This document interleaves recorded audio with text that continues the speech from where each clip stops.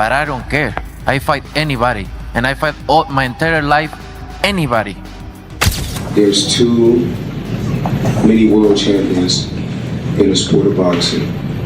And it's crazy. I don't think he'll want to lose to Crawford, a much smaller guy, just because he's at the end of the road. But the fight's so big and the money's so big, he's gonna. Canelo gave a savage response when asked about Mayweather training with Crawford. He made it clear that he doesn't care who Crawford is working with. Confident in his own experience, Canelo said he's been fighting his entire life and is ready to take on anyone, no matter their height or who's in their corner. Between Mayweather or Bivol, and why? I think both are similar, just Bivol is bigger, so I think... Eddie Hearn shared insights into Canelo Alvarez's mindset ahead of his upcoming fight with Terence Crawford. According to Hearn, Canelo is determined not to lose to someone moving up from a lighter division.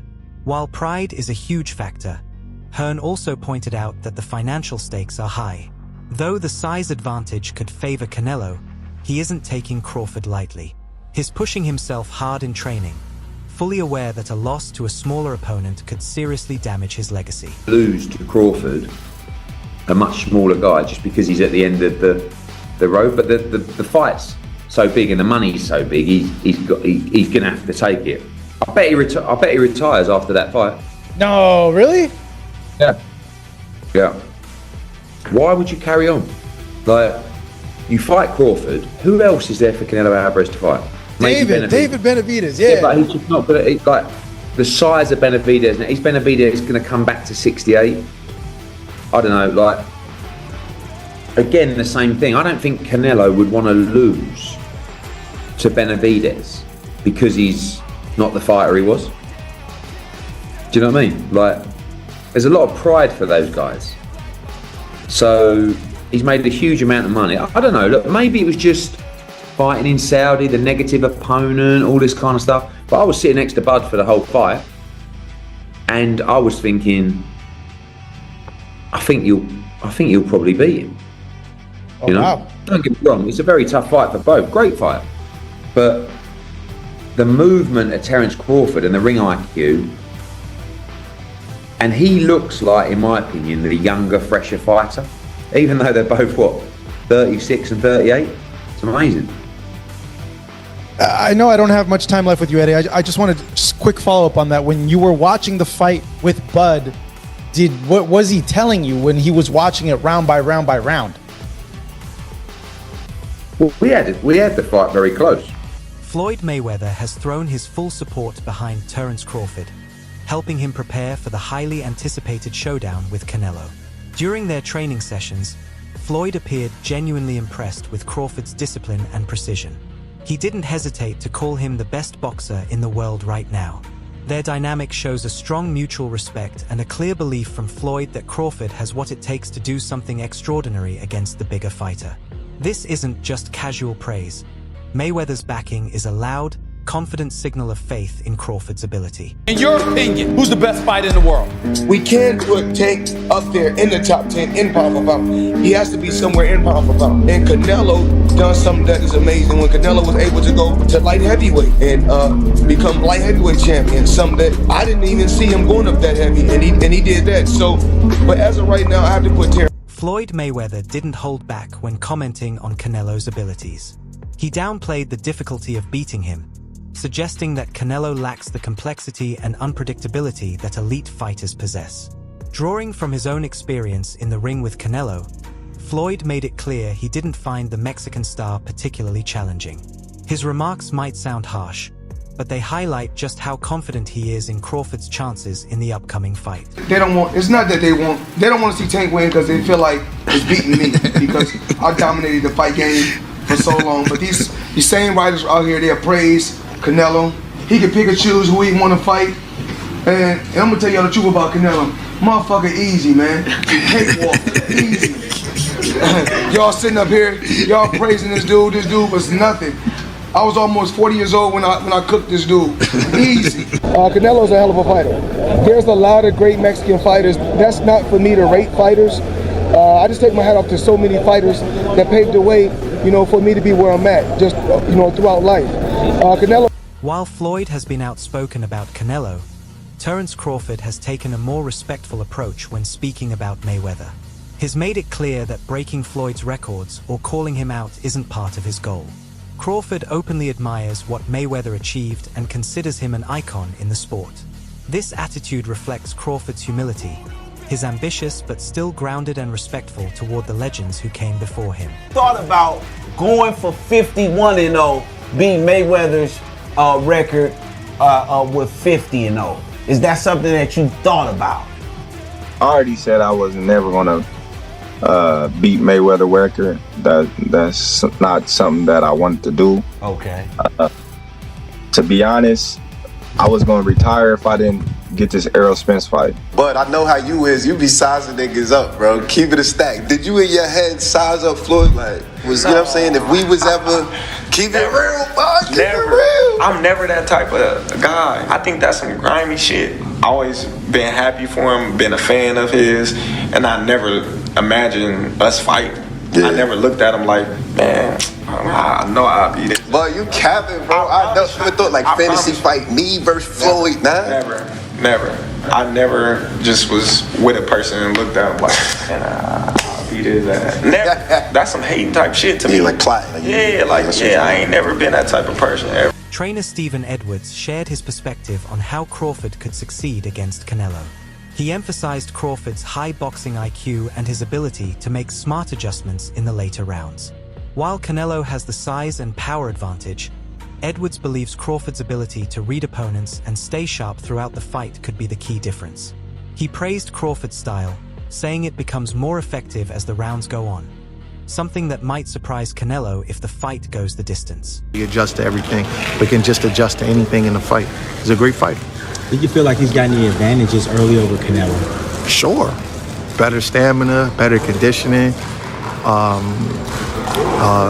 better feet.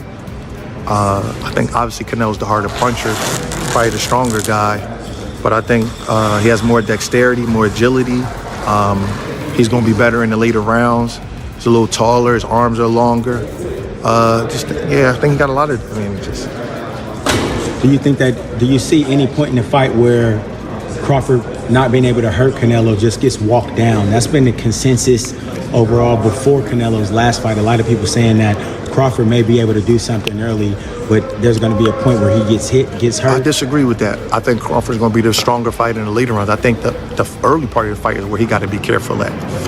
I think the early part of the fight he could get clipped if he's not careful. But I think the later rounds, I think he functions better in the later rounds than Canelo does. It's going to be a great fight. Anything you're looking forward to that you want to talk about? Or? Karan Davis has a great fight versus Yoeli Hernandez on the same card that Caleb fights. That's probably going to be fight of the night. It's going to be a great fight. He retired briefly. Real quick. Kyron did. I remember wishing him That was a April Fool's thing. You guys fell. He got me on the April Fool's. Kyron, you dirty for that, my boy. Yeah, he got. Veteran promoter Bob Arum had mixed views on the matchup.